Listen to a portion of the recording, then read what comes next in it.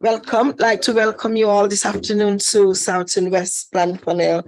Again, my name is Councillor Eileen Taylor, and I will be chairing today's meeting. Today's meeting is being live streamed on the City Council YouTube channels so that the public can observe the meeting without needing to be present. South and West Plan panels deal with applications from the south, northwest, and west of the city. The aim of the panel is to hear all the relevant information from applicants, members of the public, and council officers to help members of the panel to make their decisions. Before we go further, could I ask all members and officers to introduce themselves? Again, I'm Councillor Taylor and I represent Chapel Allerton Ward. I'm looking around. I think I'll go to the right today for a change. Good afternoon, Steve Butler, Group Manager, South and West and Lead Officer at South and West Plans Panel. Good afternoon, Jonathan Carr, Head of Development Management. Afternoon, Philip Plumtree Valley, Principal Legal Officer, and I'm the Lead Advisor to panel this afternoon. Hello everyone, Natasha Prosser, Clerk to the panel. Good afternoon, Councillor Barry Anderson, Adeline Wharfdale Ward. Good afternoon, everyone. Councillor Trish Smith, I represent Pudgy Ward. Good afternoon, Daniel Limerick, Technical Officer. Good afternoon, Councillor Julia Hesselwood, Bramley and Stanningley Ward. Afternoon, Councillor John Garvani, Horsforth Ward. Good afternoon, folks. Councillor Neil Warshaw, Headingley and High Park Ward. Good afternoon, Jordan Bowden, Roundhay Ward. Good afternoon, everybody. Denise Reagan, representing Bermondsey and Richmond Hill Ward. Good afternoon, everyone. Councillor Sharon Hamilton, Moortown and Meanwood Ward. Good afternoon, everyone. I'm Jabu Piri. I'm a student currently at the University of Manchester and I'm on work experience. Hello, I'm John Booth, Principal Engineer Highways. Good afternoon, everyone. Michael Doherty, Principal Planning Officer, South and West team.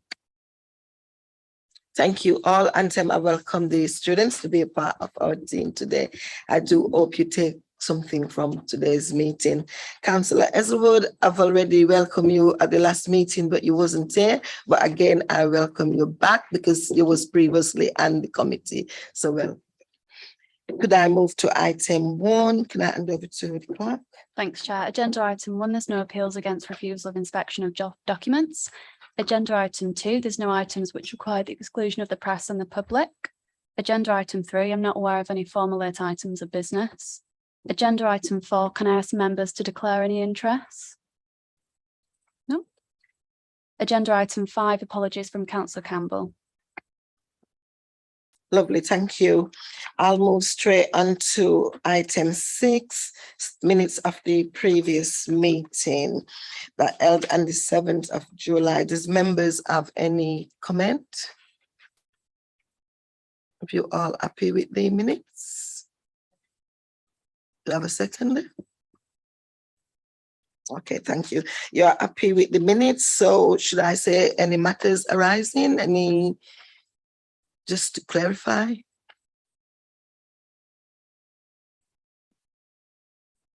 No, you're all happy. Lovely, thank you. I will now move on to agenda item 7, 15 Stonebridge Mail. Can I hand over to the officers to represent this item? Thank you, Chair. The first application for consideration seeks listed building consent for the reduction of a chimney and the existing chimney at Stonebridge Mills. Slide 1 here is the block plan of the site. It's adjacent to Lower Wortley Ring Road to the south, with Stonebridge Lane to the north of the application site, which you'll see there on the location plan. Just to give some visual context of the site itself, obviously it's the chimney in question, as you'll see there on the slide. This view is from Stonebridge Lane, close to the roundabout on the main ring road itself. As you'll see, the chimney is a prominent feature within the valley bottom. along with a smaller water tower, which is just visible there in the picture to the side of the existing chimney. Again, another view from the site access, the new access into the site from Stonebridge Lane. In essence, this is the site frontage. The chimney stands as existing at 34.5 metres tall. It's constructed in natural stone with steel banding around the lower portion of it. There's a further view here from the top, well, not the top, from further up Stonebridge Lane, providing a view down from the north towards the development. You'll see obviously the chimney itself there in the picture behind the mill building. The chimney is scaffolded in sections, and just to provide you with some context, obviously the reduction in height is looking at a total of 6 metres, and that relates to approximately 2 of those runs of scaffolding, which you'll see the platforms there. The plan shows the elevational side section from Stonebridge Lane and indicates the proposed chimney height will be lowered. The plan outlined by the applicants is to lower the chimney by a total of 10 metres. So 10 metres will be removed from the top. However, the section will be built back up in natural stone. That's to facilitate the works outlined within the application. So the chimney will be reduced by a total of by 6 metres in total. It's been taken down by 10, just for clarity, rebuilt back up by 4 metres, and that's a total reduction of the chimney by 6 metres, as indicated on the dashed red line, which you'll see on the elevations there. As part of these considerations, a structural report has been submitted by the applicants. This makes a recommendation to reduce the chimney height, and this is on the bearing pressure of the foundations, along with wind loading in the event of high winds.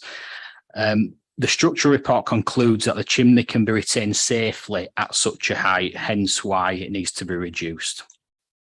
In addition to these recommendations, its overall height is to reduce by 6 metres, with additional steel banding to the lower section, approximately 8 to 10 metres, in order to confine further existing cracking and add further stability to the bottom sections. Given the technical nature of obviously the report which was submitted, this has been passed to the council's own bridges section to assess the report. The council's engineers have validated the approach of the applicants, and they do agree with its findings. Just a further elevational view here from within the site itself. In essence, this is the front of the mill building and the chimney from an internal view within the site. Again, indicating the 6 metre reduction, which you'll see there dashed in red. As part of the application, conservation officers have been consulted, given the heritage significance and the listed building itself. Conservation officers raised no objections, and this is mainly based on public safety considerations. Conservation officers summarise that the harm created by the alterations is considered less than substantial, and therefore paragraph 201 of the MPPF applies, and this requires that the harm should be weighed against public benefits of the proposal, including, where appropriate, securing an optimal viable use, so i.e. obviously the retention of the chimney. This is the final elevational view from the north side of the mill building. Again, just for information, dashed in red there, the reduction on the picture. We have had a total of 6 objections to the application. These raise concerns with the following issues: the harm created upon visual amenity through the reduction of the chimney, the chimney's historical importance and it being a local landmark within the area, that the chimney should be rebuilt back to its full height as outlined at the approval stage of the original application, and issues surrounding that perception. The applicants will have been aware that the chimney state prior to the approval itself. Just to highlight, in addition to these, we do have 2 late objections from Councillor Forsyth and Anne Blackburn, which reiterate these points, and they reiterate the fact that the chimney should be reinstated to its full height as agreed at the permission stage. Finally, this is just a picture internally from the site itself, showing the current state of the chimney. Obviously, again, it's scaffolded there to the top section where the structural works will take place with the steel banding in place, and the lower section relates to the area which is subject to the cracking and the issues outlined within the structural report. So just to summarise, the scheme is recommended for approval subject to the conditions outlined within the report. These require the use of existing stone where possible, or sympathetic stone samples are required and will be approved by condition. A further condition is to be attached to the proposals which ensure that the steel banding or the proposed steel banding is sympathetic. And again, samples or specifications would need to be provided to ourselves, obviously, in order to recommend approval on those final details. Thank you, Chair. Thank you. Yeah. Chair, just briefly, could I ask Mike just to use the laser pointer on here just to show members on this particular photograph exactly the height relative to the banding, just for the ones that weren't on site today? Thank you. Yes, no problem. As I touched on, the chimney itself is scaffolded, as you will see in this picture here, in various platforms. So to give you an idea of the actual reduction in the height, the reduction is 6 meters, and each of those runs, which are obviously these sections here, they're roughly 3 meters in height. So the actual reduction in the chimney's height will be 2 of those scaffolding runs from the top. And that will be obviously the finished level once the works are complete up at the top of the chimney here. So in essence, that one and the lower one will give it a reduction of 6 meters in height. Thank you. Okay, thank you. We have got Councillor David Blackburn who's speaking against the application.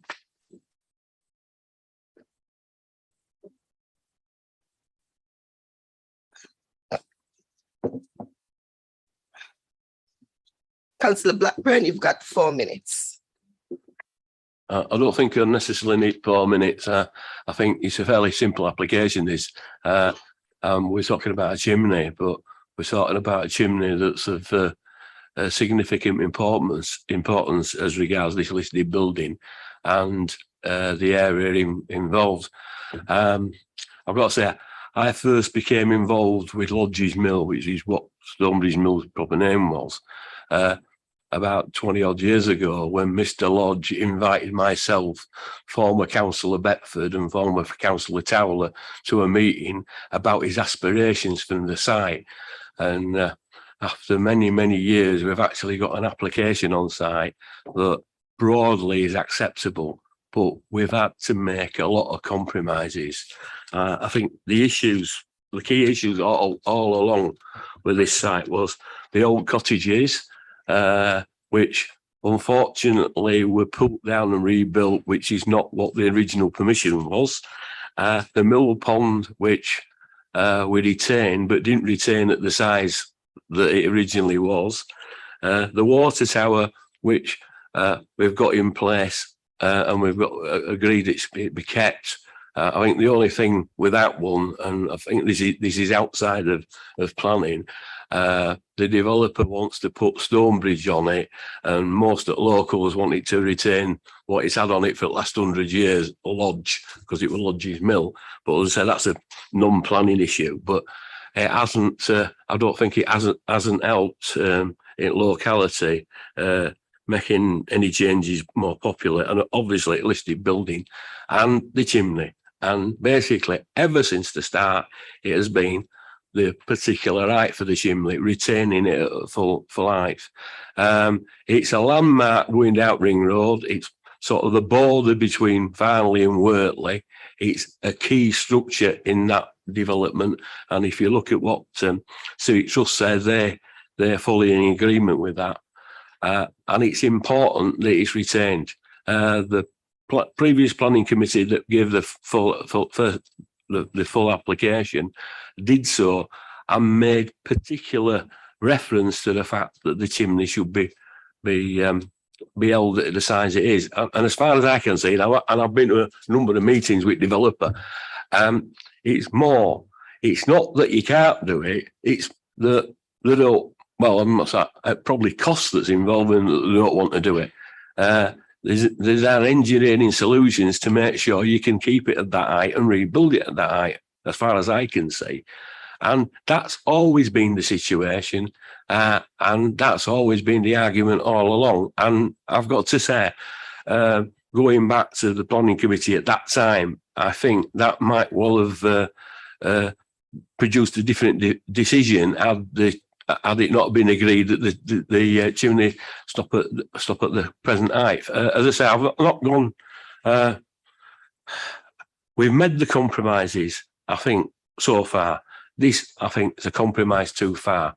As I say, I support the development. I think I've been there on a couple of occasions recently, and the development's coming on well, but it's the sore point. There's been enough compromises, and this is too far. And as far as I'm concerned, we've always known there's a problem with structure at chimney, and surely this could have been done before we built the houses. And that's all I've got to say, Chair. Thank you, Councillor Blackburn. Are there any questions to Councillor Blackburn? No? Councillor Blackburn, can I just make a comment? I think the developers would have loved to keep the chimney the way it is, but is it not for public safety? You think that they are trying to condense it down? I mean, well, I don't know if this chap put an objection in, but I told him to do so. He's got a bit disillusioned because there's been a couple of other changes where he's objected and nobody's taking any notice. And I've tried to encourage him to involve himself in the process, because if you don't involve yourself in the process, you can't say it, can you? But I mean, his attitude was to me that we've always known about this. We had a number of years to do something about it. Why haven't we done it? And why haven't we dealt with it at an earlier stage? And that is my point. As I say, we always knew there were structural problems with it, and it should have been dealt at a different stage. And maybe we might have found solutions that would have made it more acceptable. Councillor Walsh. Thanks, Chair. Listening to Councillor Blackburn's comments, and I appreciate where he's coming from to a certain point, Councillor Blackburn, but in planning, don't we often really need to apply a test of reasonableness to what either developers are proposing or council or the community is asking? So I guess, do you think it's reasonable to say that 6 meters shouldn't be lost, given that will be inquire further costs for sure, but also a risk to public safety? And I got to ask you, as someone in full disclosure, Chair, I spent 10 years living about 1.5 kilometres from this location, so I know it very well. Do you really think the lived experience of people who live in that area will be affected by the loss of 6 meters from a pretty nondescript Victorian industrial chimney, given the fact it'll still remain a significant structure? Unlike you, Councillor Walsh, I actually come from the area originally, so the beauty of this industrial building is, my views on the beauty of that industrial building might be different to yours. But quite clearly, while you were doing your site visit this morning, I was on the other side of the ring road doing more mundane things to do with path replacements and stuff like that on a site visit. And that is a view from that side of the ring road, the Farnley side of the ring road. And if I had have been doing that and they took the top bit off of the chimney, you wouldn't have been able to see it from where we were. So it has an impact. And it's always going way back through even the days when Tesco wanted to change some of it into a supermarket on applications there. It's always been a major issue with people. And I've got to say, there's been that many applications on this site that basically people probably got fed up of sending applications in, but it's always been an issue, as is the height of that chimney, and it's important locally. And I'll just make a point. I mean, as Councillor Walsh knows, I sit on city plans. Well, as I commented to somebody, just imagine somebody coming about one of the Italian towers in Holbeck and saying we want to cut top half of that off. Well, as far as I am, as a Farnley and Wortley resident for most of my life, that is something that is I do not want to see. Thank you. Are there any other question, comment? Thank you, Councillor. We now have Jeremy Tetley to speak in supporting of the applicant.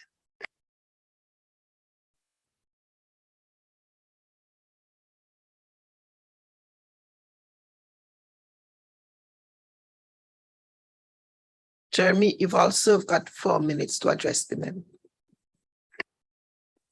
Thank you.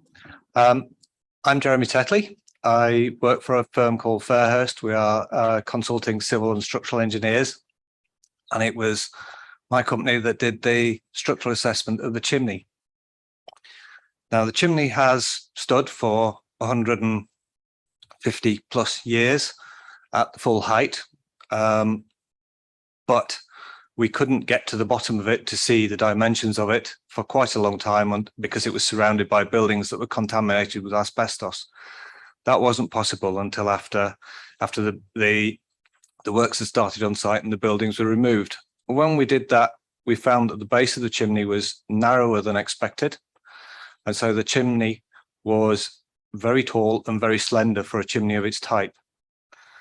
When we did the assessment, we found that the wind loads would cause overturning moments at the bottom that put part of the masonry into tension, which we don't allow anymore in masonry design, because that provokes further disruption and deterioration. In addition, the chimney was previously surveyed, the top of the chimney was previously surveyed by steeplejacks, and the condition of the chimney was found to be very poor, such that the top 10 meters were always going to be taken down and rebuilt. And the liner inside the chimney had partially collapsed, and there was heavy cracking down all 4 faces of the chimney below the banding level. It may have stood for 150 years, but it hasn't stood with factors of safety that we require now in accordance with current building standards. And it is unlikely it would have stood for another 50 years. As an illustration, the roofs of the adjacent building, Mill Building 15, in the previous 5 years had partially collapsed, and the floors inside had also partially collapsed, as an illustration of how quickly deterioration can take hold. So the only reason we are requesting to reduce the height of the chimney by 6 meters is on the grounds of public safety, to maintain the chimney and maintain what we can of the chimney. As I say, we were taking down the top 10 meters anyway and rebuilding 4 meters of it. So by doing it this way, we preserve the maximum amount of the chimney exactly as it was, although it will be repaired. The weathering will be repaired. The mortar will be repointed, and some bands will be added to restrain the cracking and prevent it failing. So that is the only grounds that we are requesting this amendment, which is on the grounds of public safety. Thank you. Are there any other comments? Are there any comment? Councillor Anderson? I've got three things. I mean, I'm not an expert on this, but what other methods could you use as an alternative other than demolition, and the reasons you discounted those? You know, what were they? The second one is, you said that at the application stage you weren't able to get access to the bottom of it because of the buildings with asbestos in them. How quickly was that cleared away? So in other words, we've been through an application stage. I can remember having pre-application discussions on all of this. I'll be asking officers to clarify whether it went straight from, whether it went outline and then reserved matters, or whether it was a full application from the very beginning, because the timeline makes a difference. The timeline makes a difference. So officers, if they can clarify that one when it comes to. And then the final thing is, where actually are the weak points? Because when the officer was on site this morning, he was pointing out weak points quite near the bottom of the chimney. You know, that was where in the way he was getting. So in other words, if the weak parts at the bottom, is it not likely to fall down from the bottom or fall down from within? I mean, it's just, as a layman, explain it to me why I'm wrong in saying if the weak point's at the bottom, that's where you should be putting your energies into. If I could take those in reverse order, if you don't mind. The weak point at the bottom, when the chimney is subject to wind load, the wind load tries to push it over. So it pushes it over like that. And the taller the chimney is, the bigger the overturning moment at the bottom. So when we did an analysis of the wind load on the chimney, the other thing about wind load is the higher up you go, the faster it is, the less obstructed by ground turbulence and trees and other buildings. And so the harder it blows and the greater the force per unit area. So the weakness is at the bottom. But when you analyze the chimney, the top 6 meters contributes 33%, a third of the overturning moment that is experienced by the bottom of the chimney. And so taking that top moment off reduces the moment at the bottom by a third. That is the reason why reducing the top helps the bottom. Okay.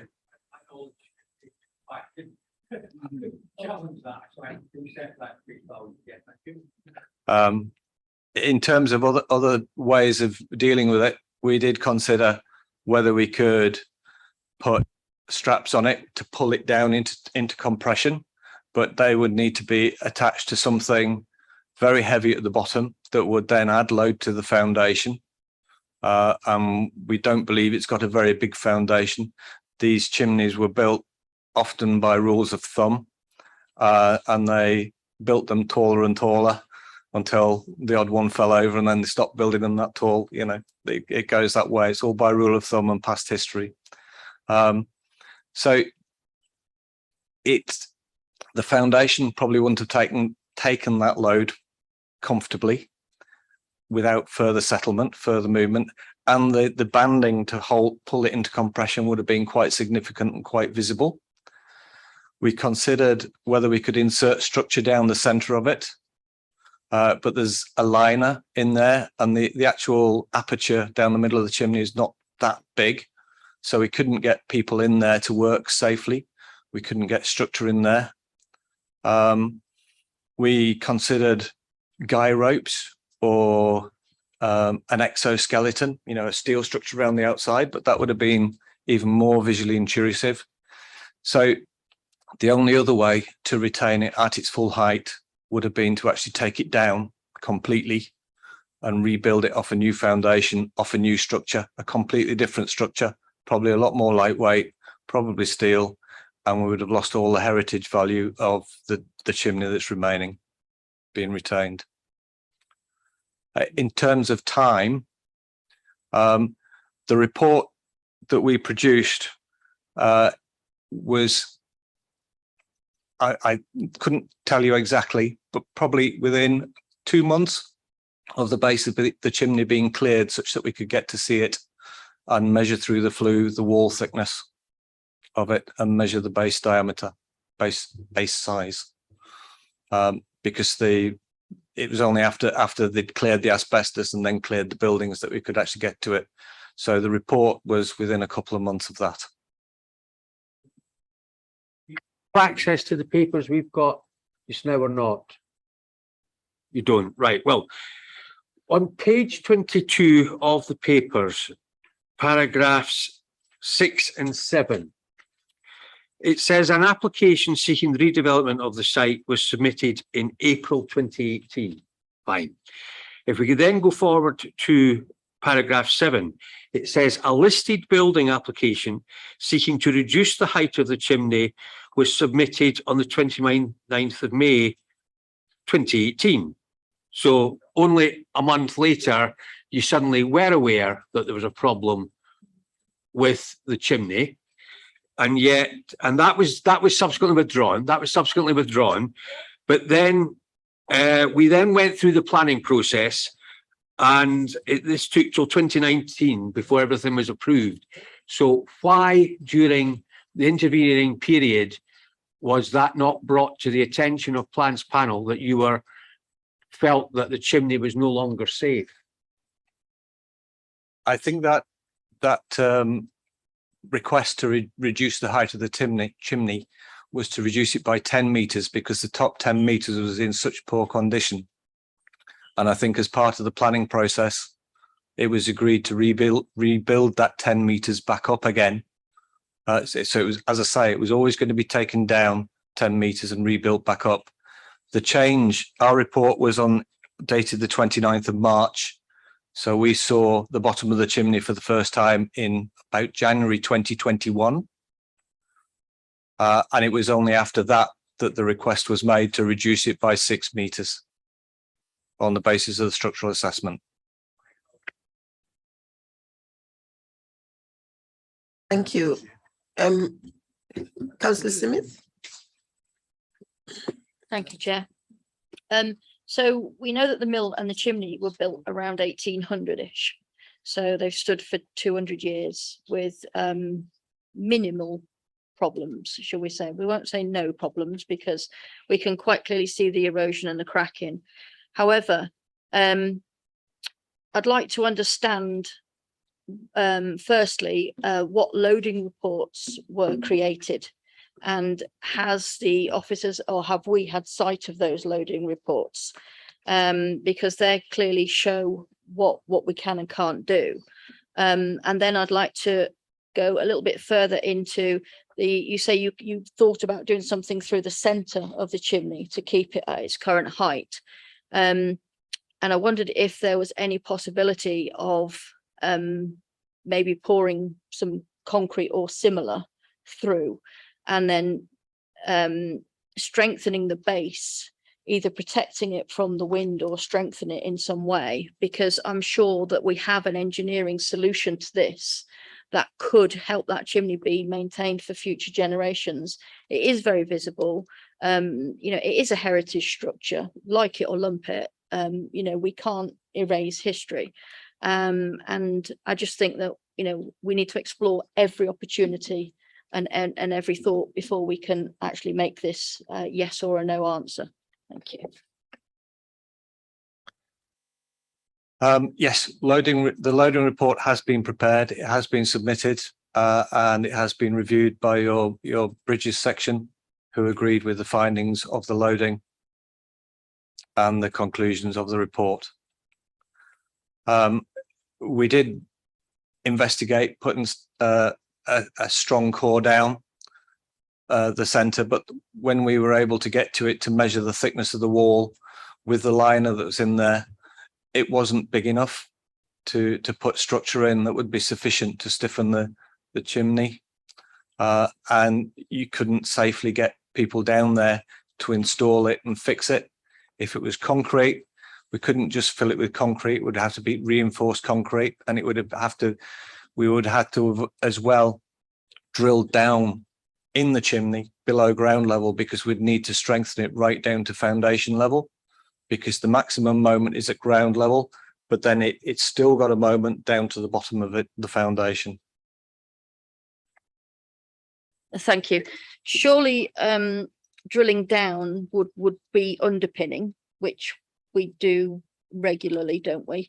And as for not being able to get inside, you could replace the liner and go down through the liner in some way.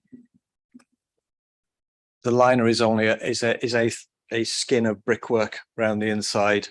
So even taking the liner out, which had partially collapsed, and when the chimney is reduced 10 meters, that liner will be rebuilt back. Even without the liner, there isn't sufficient room for people to get down there and safely work. No, underpinning is generally done from outside or to the side, going down and under. The issue we've got is the moment in the shaft of the chimney, and we would need to put effectively a strengthening structure down the middle below ground level. Now the chimney stops, the shaft in the centre of the chimney stops about 1 metre above ground level, where the flue comes in from where the old boilers were. So we would have to get men and equipment in there to drill down probably 4 metres below ground level. It's just not practical, I'm afraid. Thank you. Councillor Giovanni. Thank you, Chair. Can you just confirm on the steel banding, you're still going to put some steel banding on the bottom section, aren't you? Yes, yes, we are. If you saw it on site, you'll see there's existing steel banding which is painted red.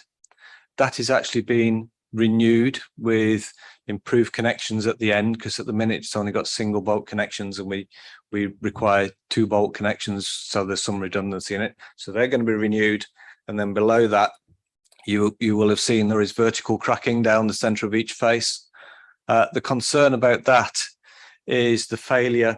If it fails, it's not likely to be it fails because the stonework at the bottom crushes. It's likely to be it bulges and buckles and one of those opens out, and then the chimney fails more like a Coke can. You know, when you squeeze a Coke can of that's the sort of mode of failure at the bottom we'd be expecting with the side opening. So we need to restrain that with banding to hold it in the square shape that it is now. Thank you. Any other comment? Thank you very much. Now we will now ask questions to the officers. Councillor Smith. Thank you. 2 questions really. Why isn't the listed building officer here? And why isn't the bridges section officer here if he's the guy or they are the person that has read the loading report, please? Thank you. Yeah, we consulted obviously with conservation, given there were no objections raised by them. We obviously just took that on face value, basically. Obviously, they didn't consider that the harm is substantial in terms of the MPPF. We'd be led by them on that, so we obviously have accepted that as their recommendation. And in terms of the bridges section, again, they've obviously commented on the structural report. Obviously far more technically minded than myself. And again, we have just taken their recommendation as they've advised. So obviously they're not present, but yeah, that's obviously the route the approach we've taken. Anderson. Right, number of questions. First of all, you heard what I said about the application stage. So what was the route through? Because I'm concerned that this wasn't noted earlier on, as early as we can, when before a final decision was made one way or the other on the application, so that the plans panel who were making the final decision should have had all information. So if you could answer that one. Then the next one was that, are you saying conclusively that it is the view of Leeds City Council officers that if this chimney was to stay in its height, it is unsafe unless something was done to it, right? And then, so following on from that, what did the bridges team say could be done other than demolition, and why did they discount it? Because they must have evaluated other options and then decided that the option put forward by the applicant was the best option. That's fine. That's they're right. The next one, the Civic Trust have objected. What weight should officers have put on the Civic Trust objection? Because that's obviously contrary to our conservation officers' viewpoint. So we've got two professionals having a difference of opinion. So someone has to arbitrate between the two of them. That's fine for the moment. If you can answer those ones, thanks. Yes, no problem. In terms of the timeline, we did engage with pre-application applications on the site. Obviously, through that process, that's just generic advice which is provided upon design, the heritage elements, etc., etc. At that stage, we wouldn't have assessed obviously structural details as part of the application. We would have just guided the developer in terms of design. We've made them aware, obviously, that that is a consideration that they should be taking on board. And then obviously after pre-application advice and the design amendments to the site, the full application came in. I suppose, as Councillor Blackburn pointed out, in the history which is contained in your reports, at full application stage, that was outlined the chimney was to be kept at full height and obviously approved on that basis. So that's sort of the timeline up until that point. So at that stage, we were obviously under the impression it was to be kept at that height. Evidence from the applicant. We had evidence from the applicant to say that sometimes those types of chimneys are built on very low foundations and can give way. So why at outline stage was that possibility not explored or further clarification sought? Because if the gentleman gave very good professional comment on it. So in other words, if he had, I'm putting words in his mouth here, I think if he'd been asked at the time, he might have raised a possibility that the chimney on investigation might not be safe, based on his professional judgment. Why did we not follow that down at the time? I think the logic goes back to the previous point. Obviously, at that stage, we were told the chimney was to be kept, so we wouldn't have asked for further justification as to events if it wasn't to be kept or if there were to be amendments further down the line. So obviously at that stage we were under the impression it was to be kept at full height. It was approved on that basis, and now we're obviously exploring the amendment later, given the subsequent structural report that we've now received, that we obviously need to consider changes to it. Chair, if I can just intervene just briefly. I mean, the suspicion here is that obviously there's some underhand dealing in terms of deliberately misleading members at the original panel. I don't think that's the case, just to try and make this a little bit clearer for everybody. We've just been checking actually back on the original reports if there was an outline. We don't think there was an outline, but there was pre-application consideration, and Mike's outlined the level of detail or lack of level of detail that we're going to that, because it's just about the principle of development and some steering as to the design of it. But I think the problem here is that structural reports, in fact, any report that's prepared as part of an application are quite expensive to provide. So we wouldn't have asked for that at pre-application stage, and it wouldn't have been assessed, as simple as that. At the point where the full application came in, as Mike said, the intention was to retain the chimney, but I think the applicants made it clear that because of access problems to the base of the chimney, they weren't fully expecting the difficulties that now manifested themselves at a later date. So this is why it's been brought forward now with the up-to-date advice and detail and consideration about the structure at the base of the chimney, because that's been subsequently found out following the original application. So I don't think it was an intention by the applicant to deliberately mislead members. Just talking about the our bridges section. In terms of alternatives, it's not really for them to explore alternatives, but to actually comment on the information that's provided by the applicant. And put quite simply, they agree with the issues that have been raised in the general condition that the applicant has put forward. So that's as far as that's gone. And then with regard to civic trust, I mean, they are a non-statutory consultee, and of course we do take into consideration everything, but at the end of the day, I don't think they've commented on the structural ability, because obviously, again, it's not within their remit, or indeed the safety aspect. Obviously, we would love to keep the chimney at its original height, and in other areas of the city where it's been possible, that's been achieved.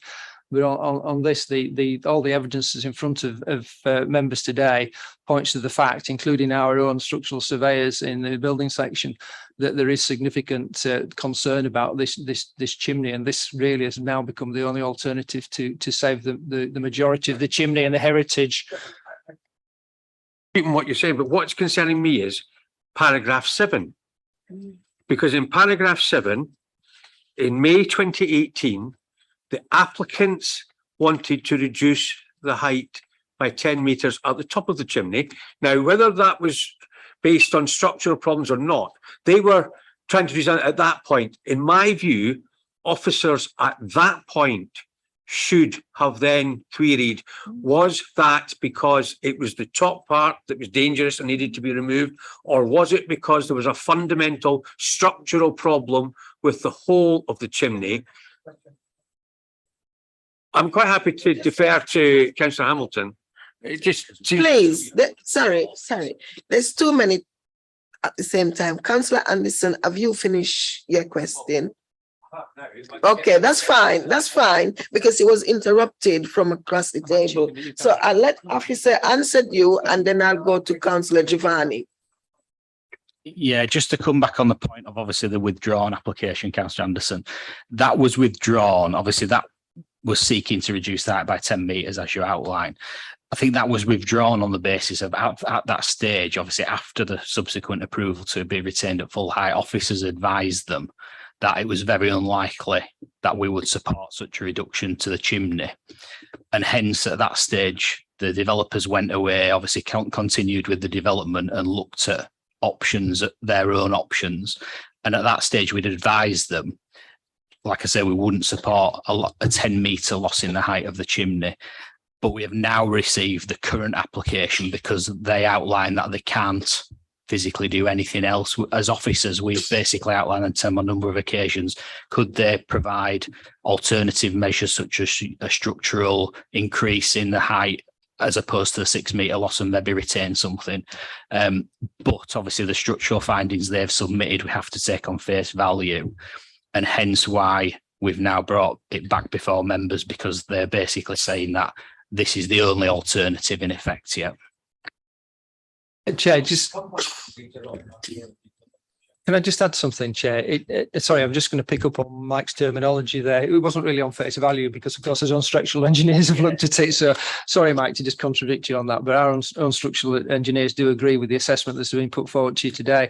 But the other thing I'd like to just make reference to about the decision made in 2018, the structural engineer that was speaking a few minutes ago, of course, did make reference to that it was later that it was found out that there was difficulties accessing it because of the asbestos issue, but also the base of the chimney at that time was surrounded by other buildings. So actually that detail of survey couldn't actually be carried out at that time because of the other buildings. Only subsequently after the approval and the stuff's been removed that they've actually discovered the true condition of the lower section of the chimney. And I did actually point out on site the cracking in the chimney a little bit higher up than was expressed earlier, because I did mention that, it was below the bottom part of the banding, which is about a third down the chimney, that it was significantly cracked at that point too. Thank you. Are you okay now, Councillor? I'll come in at the end. Councillor Giovanni. Yeah, on this earlier application to reduce it by 10 metres, I think Steve's just said, and the engineer earlier said, sort of that there is problems with that top 10 metres anyway. So the reduction still leaves you with a significant structure in place.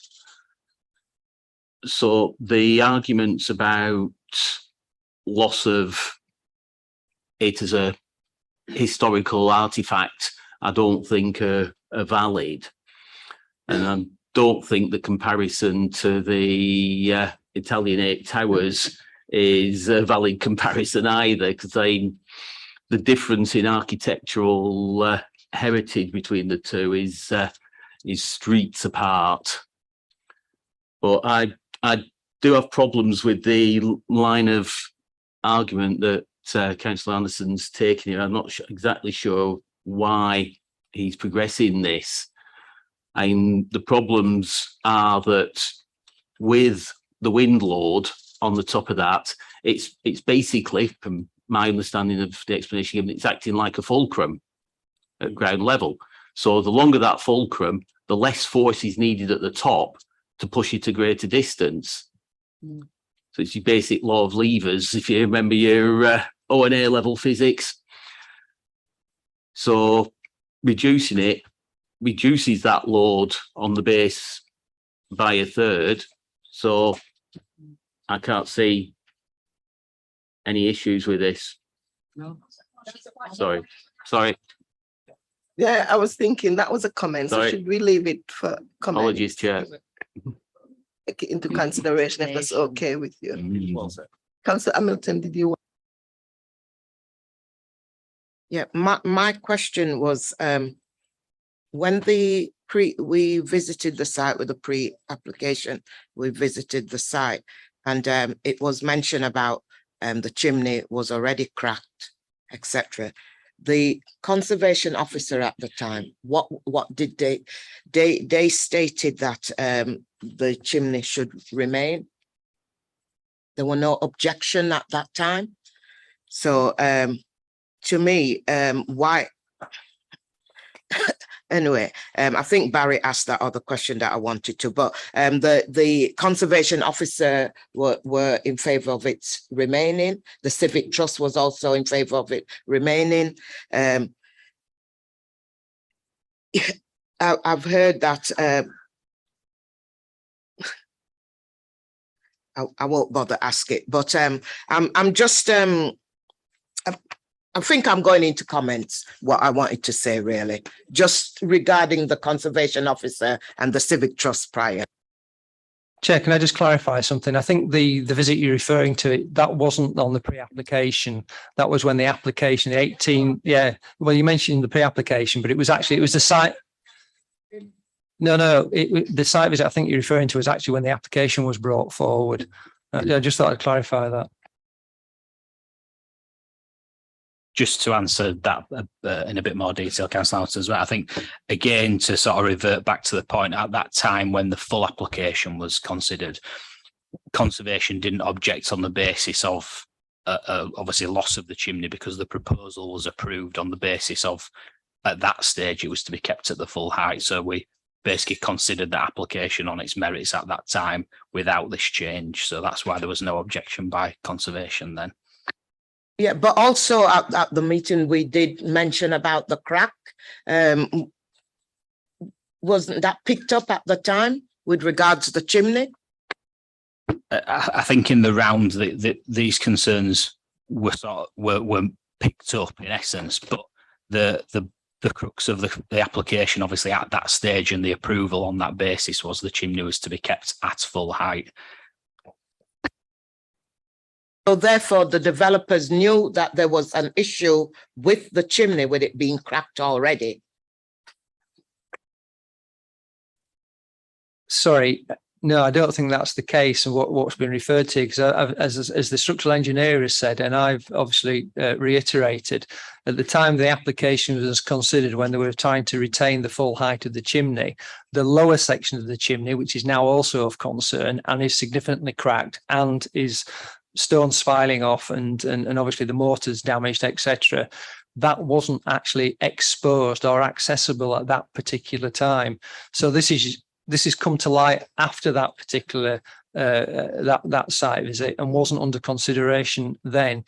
But we brought it back to members, obviously, because of the concerns raised by the local ward members, and are outlining the new information, which is now leading to the recommendation to accept the reduction by 6 metres of this chimney, because we didn't have that information at the time on the original application, because you couldn't actually access the area, which is now also of concern, in addition to the top 10 metres, which of course has got some structural issues. Thank you.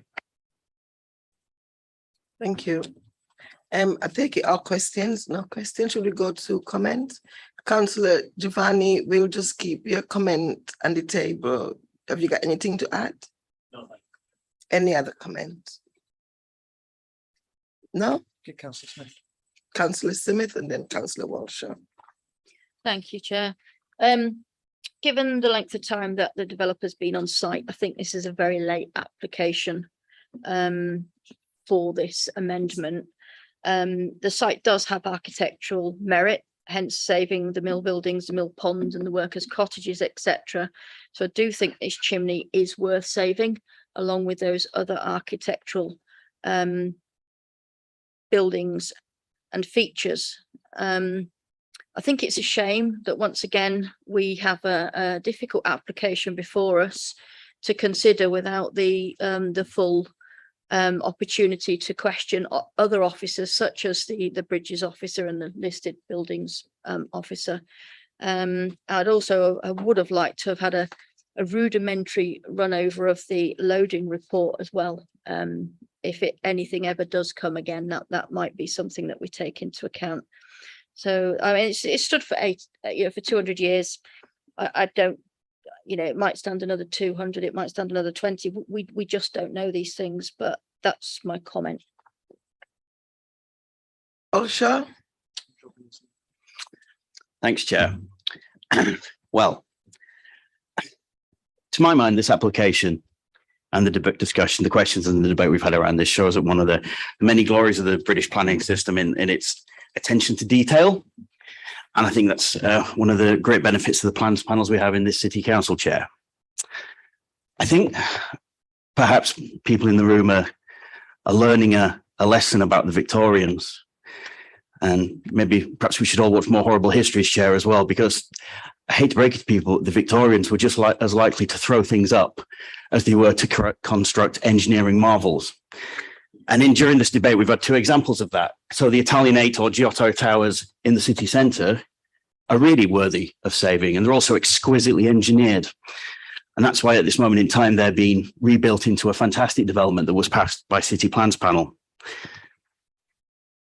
This is not one of those chimneys, Chair. We've had extensive questioning of our engineer colleague who explained that it's kind of basic physics, Chair, really, isn't it?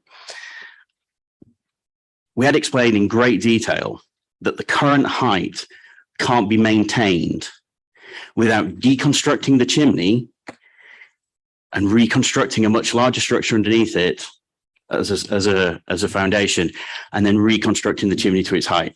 It would not be the same chimney. For the same principle, we don't knock down castles and then rebuild them. It's not the same castle. I say this as resident castle nerd.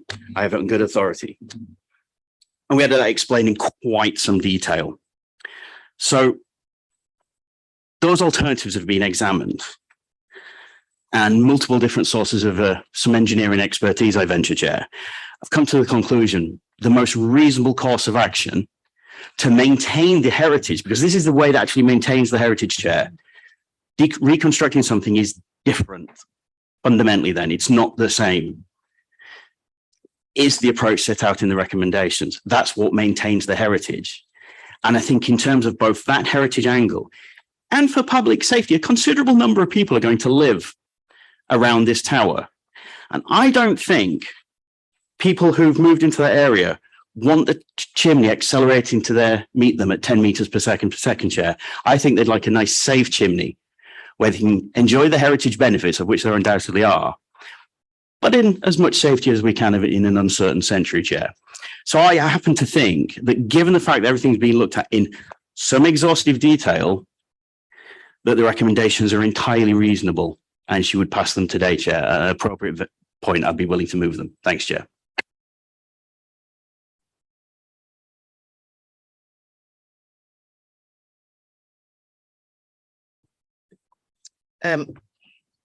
All I would like to say is that the applicants were well aware of that there would be remedial work to be done. When you get in there, when you know that there might be further structural damage, etc. So we passed the application with the understanding that the chimney will remain. Nothing is impossible. It can be rebuilt.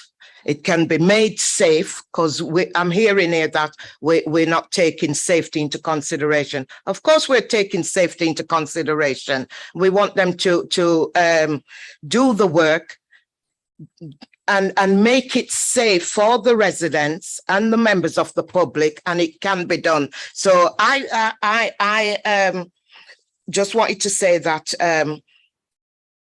that the heritage officers and conservation officers were in support of it remaining, and I'm not going to accept that it's impossible to be repaired and maintained and make safe. So I won't be voting for this. Councillor Esmond. Yeah, thank you, Chair. I mean, I've heard from colleagues who are, you know, we've got structural engineers, we've got people telling us what can and cannot be done with this structure. I've got colleagues on here who've obviously got A-level physics, which I haven't, so I'm learning as I go along, and I'm listening to all the arguments.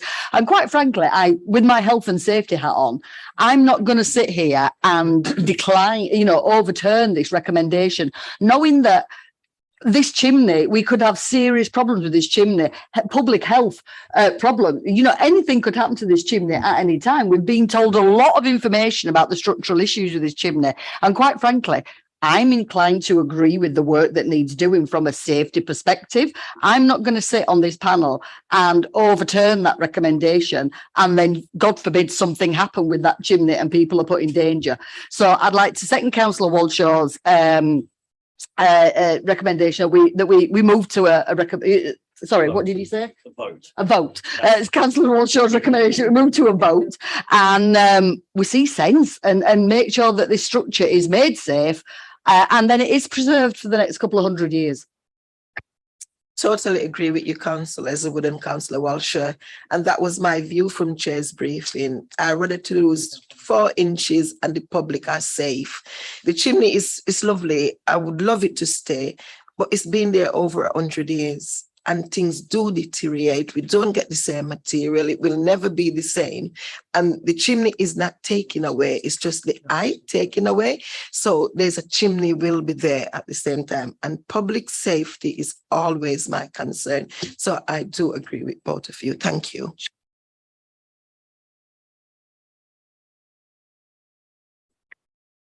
What I wanted to say is, we've heard today expert evidence given to us by the applicants, which in my personal opinion carries a lot of weight. What my concern is that if this expert had been involved at the very beginning, I personally think he would have raised that at the application stage. And what is concerning me is that the council's policies in dealing with things like this have left them in this dilemma. That's the point I'm trying to make. So I'm not disagreeing with what the expert has said. It's the fact that based on what the expert said to me today, I think if we'd asked him at the outline stage, he would have said to us, we need to put a caveat on that we need to look into this chimney further before we give final agreement. That's the point I'm trying to make. It's not that I'm disagreeing with it. It's just I think the council's policies need to be looked at so that this doesn't occur again, particularly when he said that this type of chimney isn't built on solid foundations the way as Councillor, sorry, my brain just went mushy. Sorry. I apologise for that. Just my name, as he said, you know, that there is a history of not all of this being built on solid foundations. So I'm not disputing that. It's just if Councillor Walshaw knows that and the expert knows that, why was that not debated at the outline permission? That's all I'm trying to make. Councillor Anderson. So It's been moved and seconded, Chair. If there's no further comments. right. Someone want to second? Councillor It's already been seconded, so it's just the vote. So all those in favour of the recommendation today, could I see a hand? 1, 2, 3, 4, 6, 4.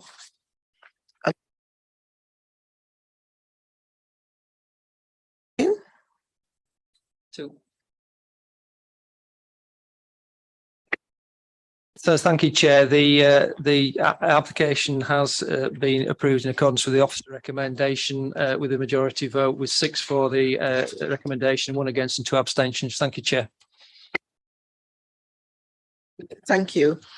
We are going on to item 2. Do you like a comfort break, or are you okay just to continue?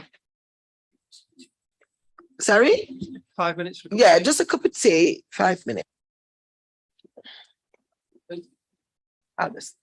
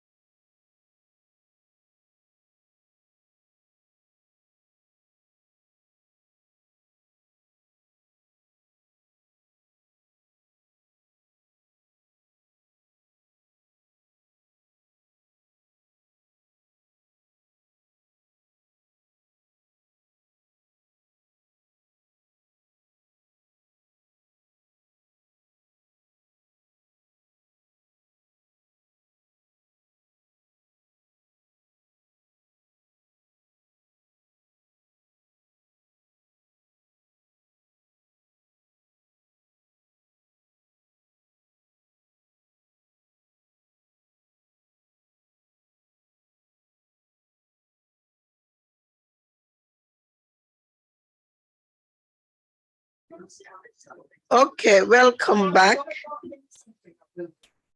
Okay. Should we now move on to item 8, Index House, Burley Road? Can I now hand over to Lawrence to present? Lawrence? So, there we go. Yeah, thank you, Chair. The application before members is for a 6-storey, 44-bed space student accommodation building, which includes 3 commercial units at ground floor.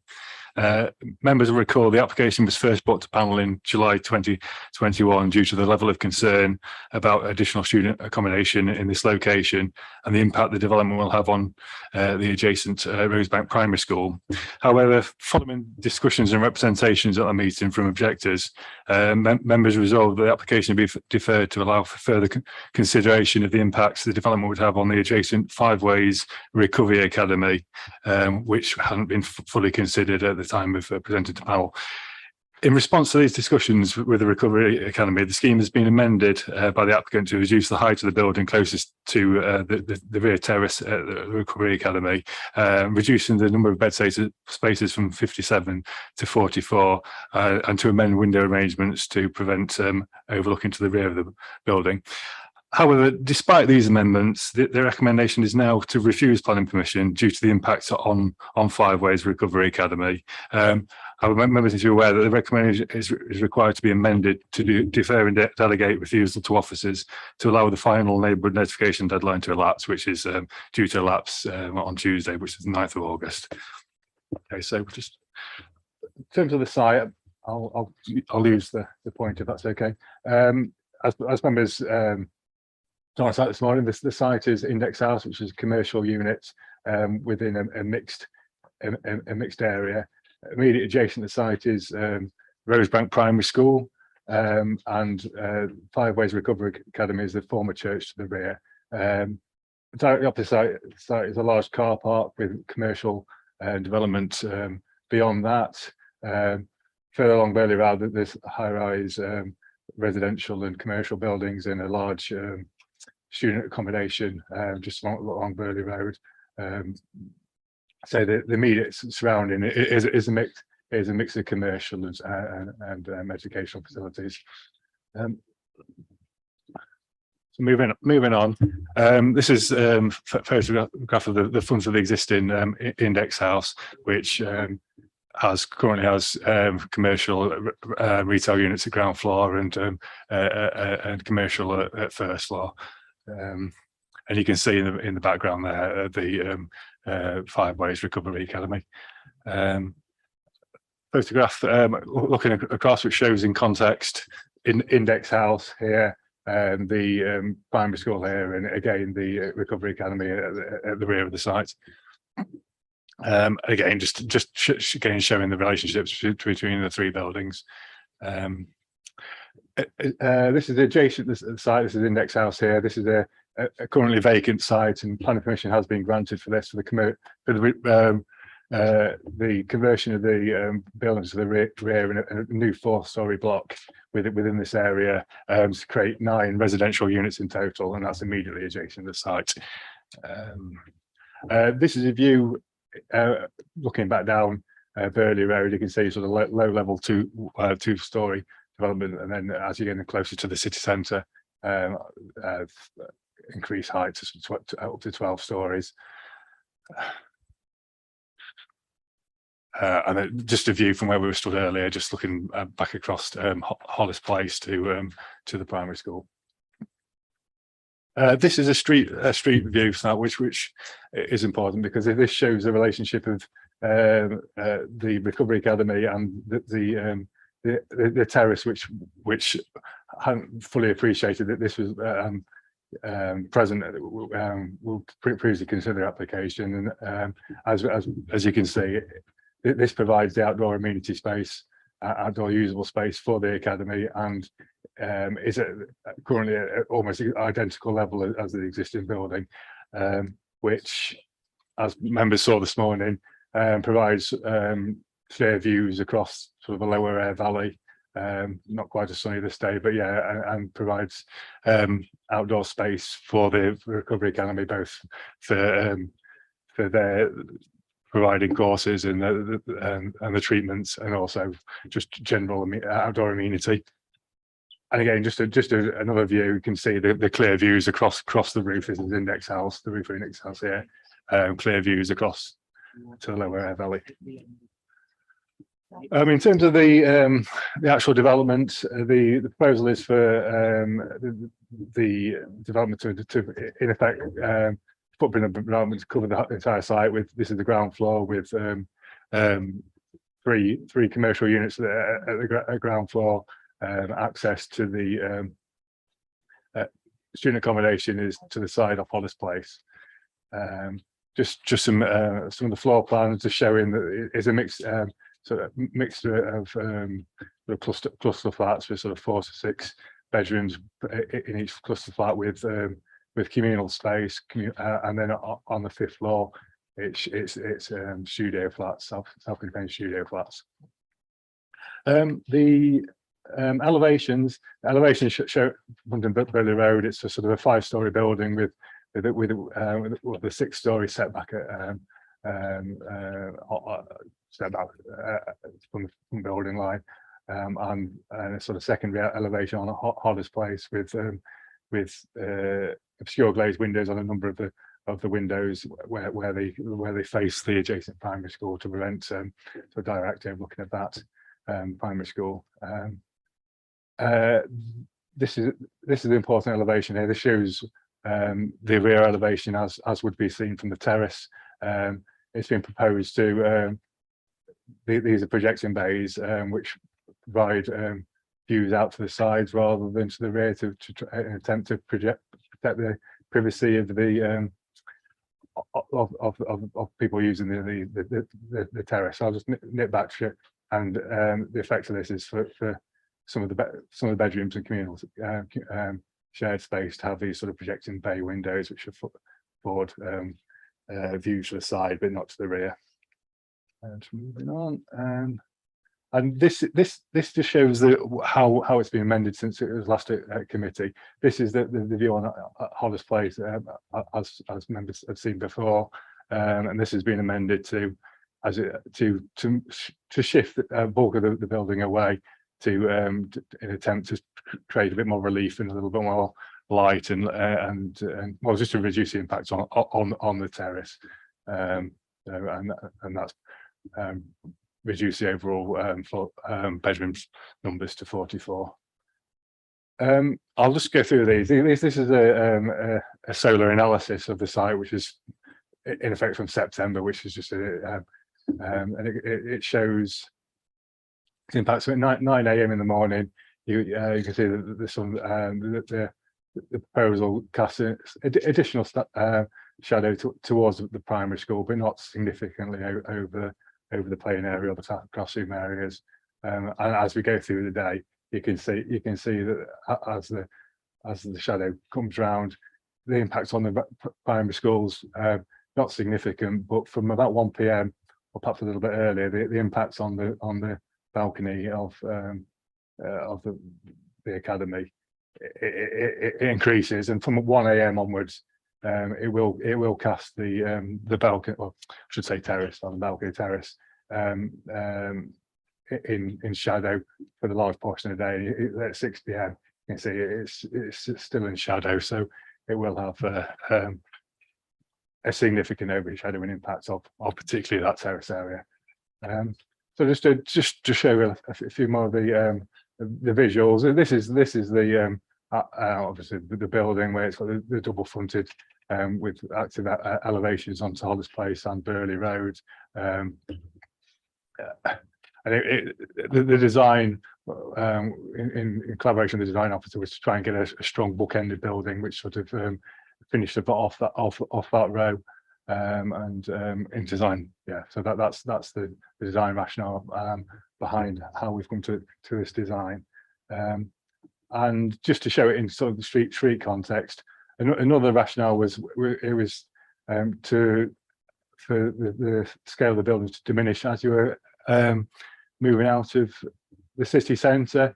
So it, in effect, having a feeling that the scale is stepping down, and also to potentially inform future developments of these buildings here, which are likely to come forward at some point, and to sort of inform that scale. So that was the sort of design rationale around how we've come to this building. So so in conclusion, in reaching a decision on the application, it is important the members weigh up all elements of the proposal. The development would increase the number of students in Little London and Woodhouse, which clearly has a high concentration of students currently, many of which are in existing purpose-built student accommodation. The addition of further students in this area does weigh against the proposal. However, the development provides well-designed, good quality student accommodation within a highly sustainable location in close proximity to the university campus. And the development will further aid the move away from the use of private housing for students. And this, of course, weighs in favour of the development. In addition, it is important that the members consider the concerns raised by Rosebank Primary School in weighing up the planning merits of the development. Particularly, do the amendments which have been secured, including the reduction in the overall height and scale of the building, the proposed management plans, the secure glazing to prevent overlooking, adequately mitigate the concerns raised by the school. However, it is the impact of the outdoor terrace of Five Ways Recovery Academy which is of greatest concern. This impact through overshadowing, dominance and outlook would be significant and cannot be addressed or mitigated through design amendments to the scheme or through the use of conditions. This impact weighs against the development, and it is for this reason that the recommendation is now that planning permission should be refused. Thank you, Chair. Okay, thank you very much. As member can remember that this application came to us sometimes last year. There's no speaker in this application, so should I go straight into a question for officer? Members have any question? Councillor. Thanks, Chair. Is there a graphic that illustrates the relationship of the proposal to the balcony from the Five Ways Rehab Centre? Is the one that best illustrates that?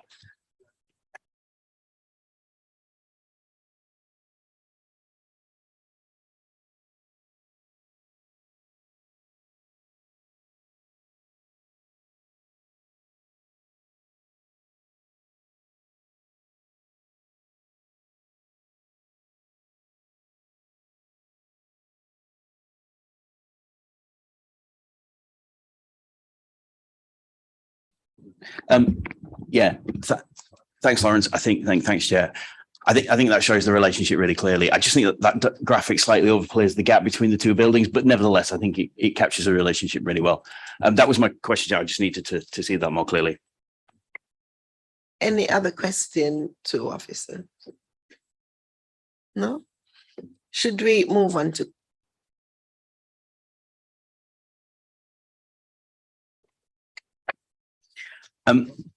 Thanks, Chair. Although I appreciate I've only been on this panel 2 meetings, I've been familiar with this application as the ward members, particularly Councillor Brooks, have brought it to my attention on many occasions. Asking my advice on how to approach this. So I'm pleased to see that the application has come forward today in this form.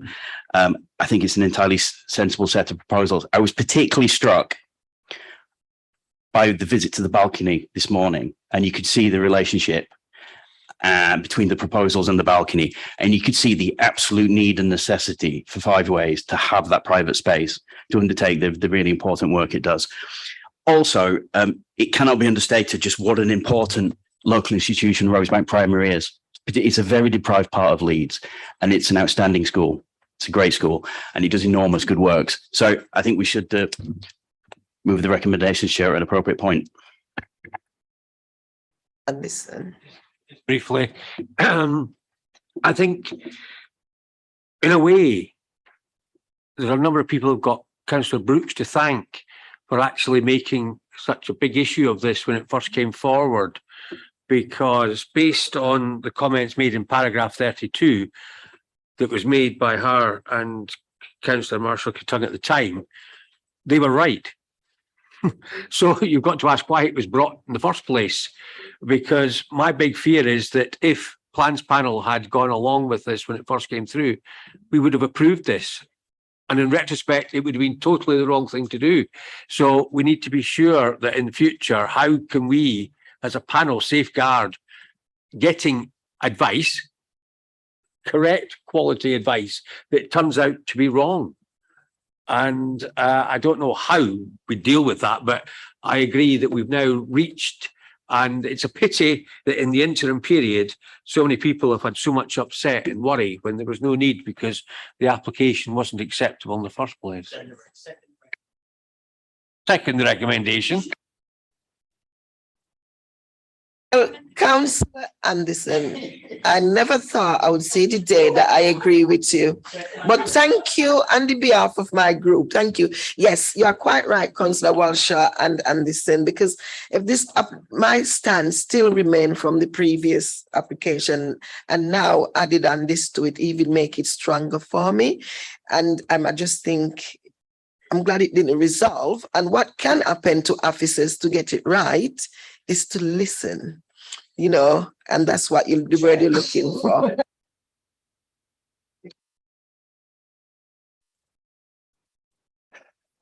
I accept the criticism from Councillor Anderson, but I would like members to remember the context of this application at the time. We weren't aware of the existence of the five-way centre at the time, but neither was the applicant. And that might be partly down to the nature of the operation there.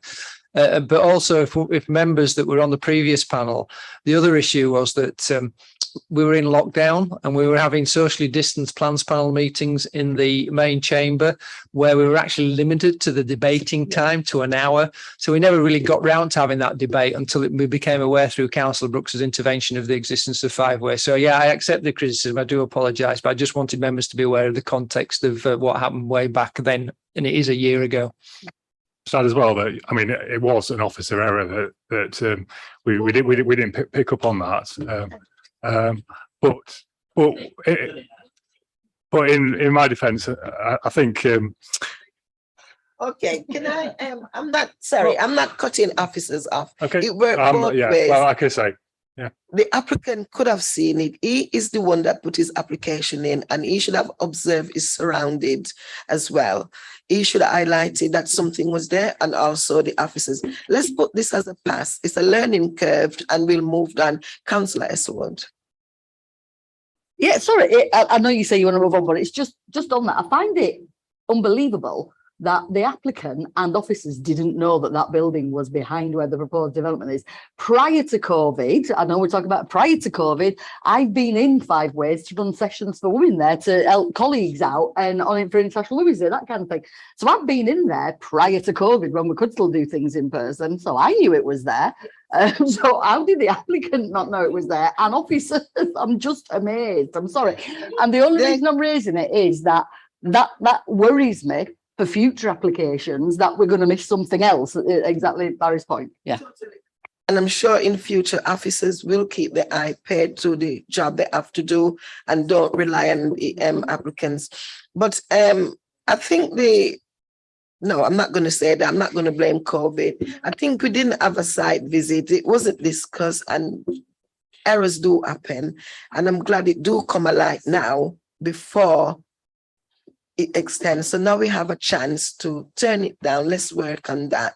And officers will learn from this mistake to keep the eye peeled on all application that comes in future.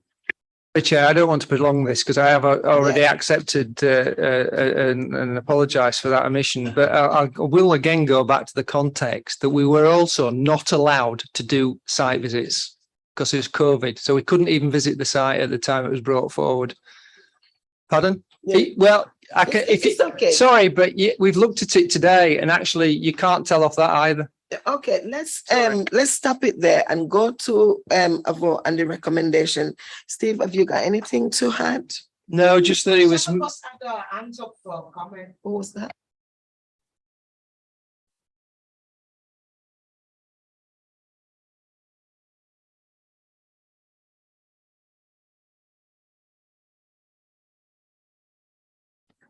So shall I repeat myself because I didn't have my mic on?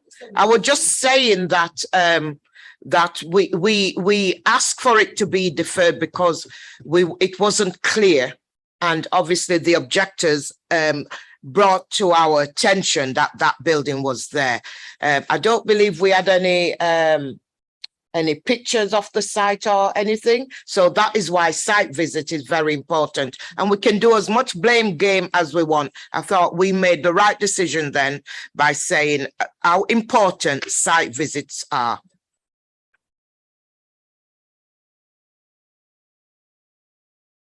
Give you the opportunity. But I didn't see both of you. I'm sorry. That's all right, Chair. I was only going to reiterate that I stood by the comments I made at the previous panel hearing. It's harmful to the amenity of the school and the Recovery Academy. It's not required in this location at the moment. It's doubtful that it ever will be, given the number of other buildings that are going up for this purpose. And as a full stop at the end of a row, I believe it to be overbearing, because there's nothing in the middle yet. So let's build down to it and figure out when we get there what we need, rather than saying that's a full stop, now let's fill the gaps. Thank you. Thank you. Right, I haven't seen any other hands. Can I just clarify, there anyone else want to make a comment? No, we have got a first on the proposal, Councillor Walsh and Councillor Anderson.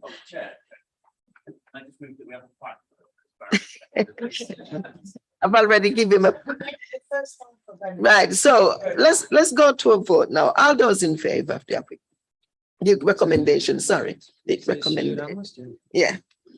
So it's no need against and abstain. Thank you. So, Chair, the vote's unanimous. The application has been refused as well, actually, if you remember, it was deferred and delegate, so we can't issue the decision till Tuesday, but it is actually refused. Okay, thank you. I thank you for your attendance and also the students. Have you taken anything away today? I think after your uni day, I'll be looking forward for you to be a part of our opposite team, because you are learning from the best. Thank you very much. Yeah. Councillor Anderson, it's not raining outside, is it? It's not raining out there, is it? You didn't get my drift. We finally agree on something. Oh my word.